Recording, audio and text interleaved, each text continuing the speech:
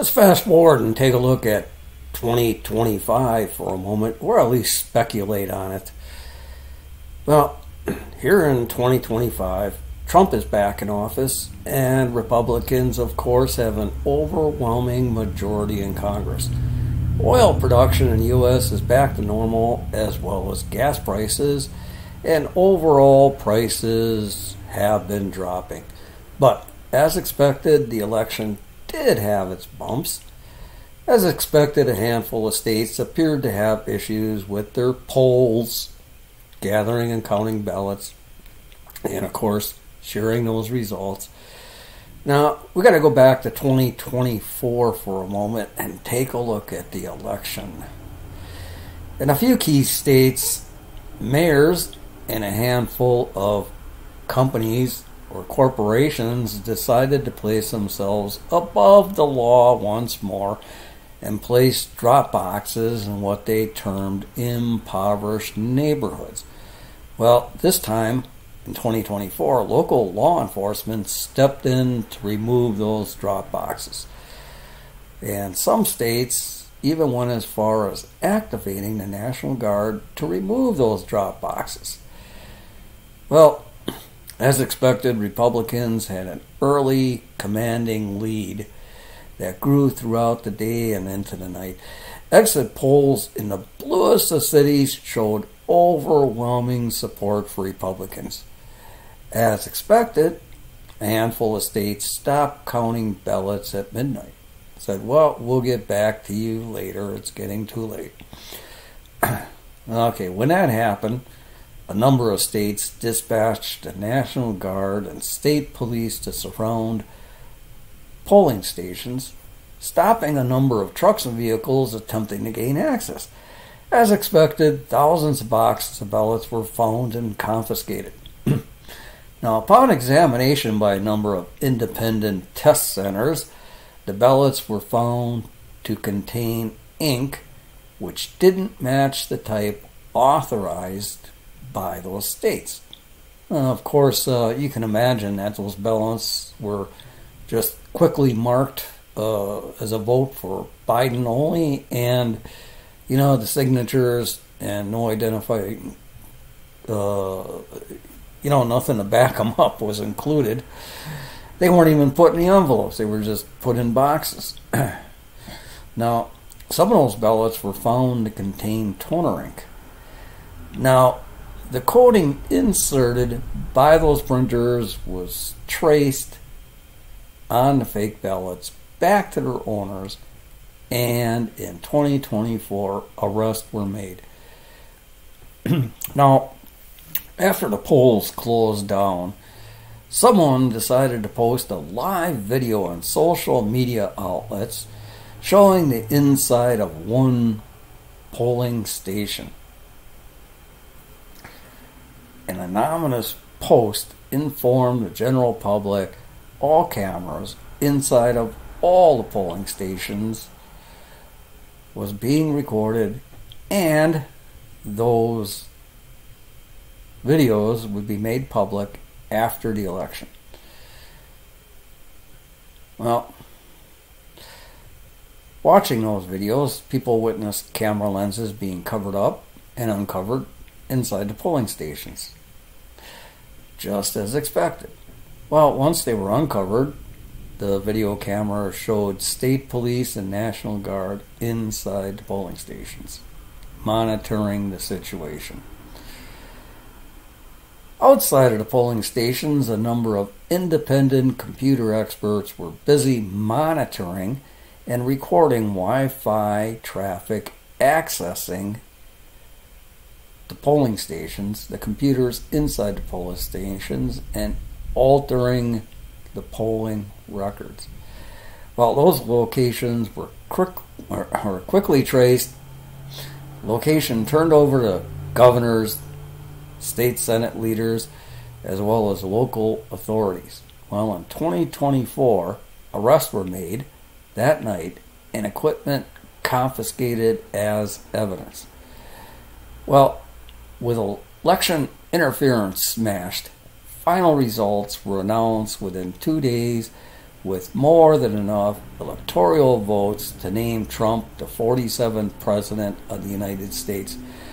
Corporate media, as well as you already know the political figures, and those radical groups launched a series of protests.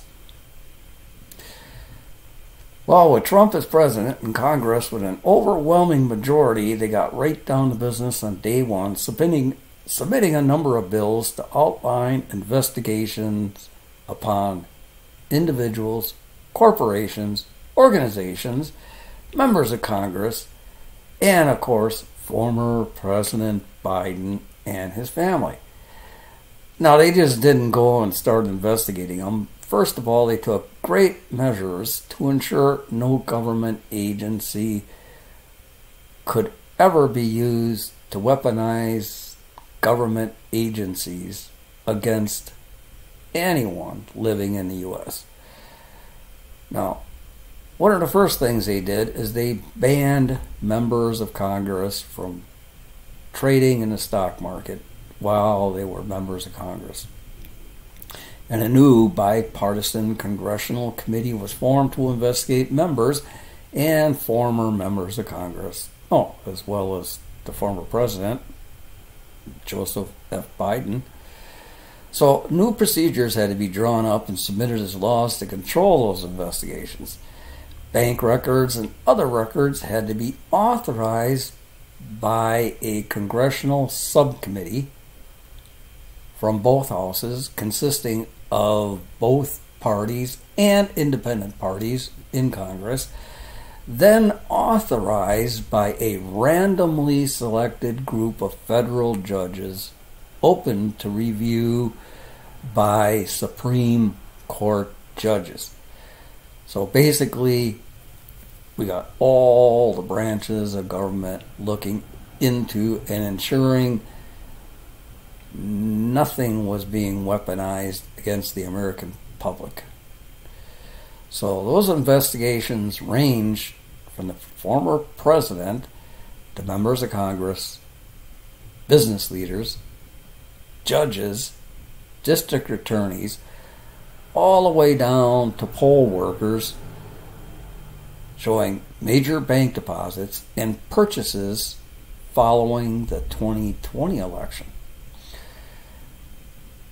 Well, you can well imagine, after those investigations were launched and arrests were made or people were called in for questioning, quite a number of people, especially in the lower level, turned into witnesses as plea deals were struck, and those plea deals just weren't authorized by one person. Those plea deals had to go all the way up to Congress and reviewed by federal judges.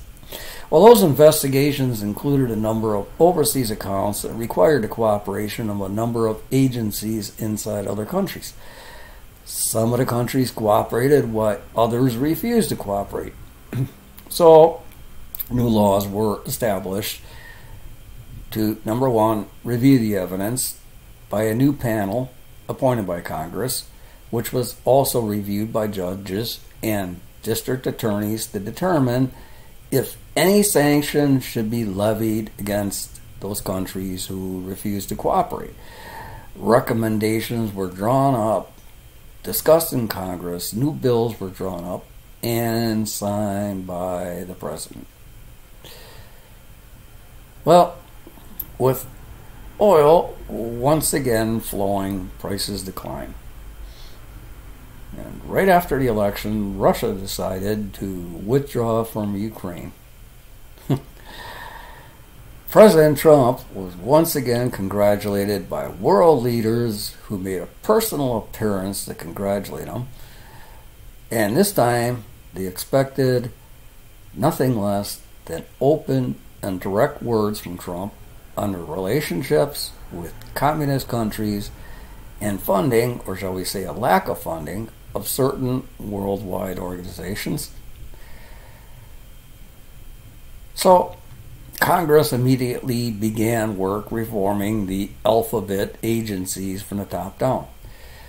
The border wall was completed and for a time guarded on both sides using U.S. and Mexican military. State and local law enforcement made mass arrests of drug dealers and human traffickers. They knew who these people were, but they hesitated on making arrests until they were certain that after they made the arrest that they had DAs in place that would actually press charges. So, in addition to that, agencies were established to deal with the victims of the human trafficking, offering aid, counseling, a path to citizenship, as well as low-interest education loans and other miscellaneous aids. See, the new administration decided they were not going to penalize the victims of human trafficking. They were going to give them the help they deserve. I mean, these people came over with hopes and dreams of, becoming a U.S. citizen, so when they're taken out of these, houses of human trafficking and they're released from slavery, the least you can do is help them to fulfill their dreams. Well, you see, the average voter woke up and elected dedicated patriots who realize the best ideas come from the average American. Those newly elected officials listened, introduced those ideas, and formulated new plans to investigate not only former members of Congress, as well as methods to work with the victims of the Biden open border. Another thing they looked at was drug rehabilitation. Drug rehabilitation centers replaced abortion clinics. People, especially children suffering from gender identity, were offered counseling and treatment. The private prisons that were shut down by the Biden administration were reopened, and new prisons were built. Violent, illegal immigrants were either immediately deported back to their country of origin or faced trial in the U.S. Local city mayors and elected officials were investigated for housing illegal immigrants, as well as the state, county, and city agencies used to funnel tax dollars to city officials and corporations taking advantage of Biden's open border policy and the billions of dollars in taxes spent to, what they said, deal with the situation. Mounting evidence couldn't be ignored. Even the left media ran stories on the corruption. Well, some of the Blue City mayors threatened a civil war once investigations were announced. Now, that threat opened a door to activating security branches of the National Guard to monitor blue cities and aid local law enforcement. Well, of course, as expected, riots were sparked, but this time they were quickly dealt with. Law enforcement used city as well as private security cameras to identify those few people responsible for sparking violence during those demonstrations, and this time around, they weren't released the same day. Peaceful protests continued for a time, but did not erupt into looting and burning. Local police were given tools and cooperation of state police agencies to battle crime in the streets. DA's records were investigated, and those DAs were made to answer for obvious decisions that they made showing a clear, biased record. A new agency looked into gain-of-function virus research in the U.S., and a worldwide committee was formed to look at solutions to this new, evident threat. The new Green Deal policies and laws were replaced by a special panel to investigate CO2 emissions as well as other forms of pollution and offer common sense plans to lower pollution at all levels. Former federal laws regarding armed felonies. Remember when they used to have laws, a federal law that said, hey, if you committed a crime with a gun, that was automatically 20 years was tacked on? So those laws that have been struck down with minimum prison sentences were reintroduced. A federal task force was created to review new ideas to fight crime. With crime reduced and people able to safely walk the streets and use public transportation, employment soared and the economy grew. Of course, CRT was outlawed. It was replaced by an education system focusing on the trades with input from small and medium-sized businesses who were scrambling to fill job openings. I mean, isn't this what we were hoping Biden would have done? Okay, tax cuts for companies hiring new employees was introduced, which made sense. The companies got enough of a tax cut that would cover basically a portion of the wages for the first year, 2 years of hiring a new employee, while that employee was making money, paying Social Security, paying federal taxes, paying state taxes, paying sales tax, paying all this other tax. You got to realize anywhere between 30 and 60% of your income goes back to taxes, so why not take that portion of it and give it as a tax cut to the companies for a year or two? Okay, overall, America was back on track in an all-new way and fashion. It wasn't exactly new because it actually dates back to 1776, let's say. Elected representatives all over the country on all levels of government held town hall meetings and listening sessions. They were the ones doing the listening. The idea was to gather ideas from the general public to solve every issue. The U.S. finally returned to its roots. The people spoke and the government listened.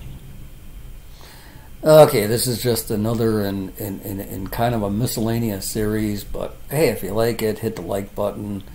If you like it, really like it, make sure you share.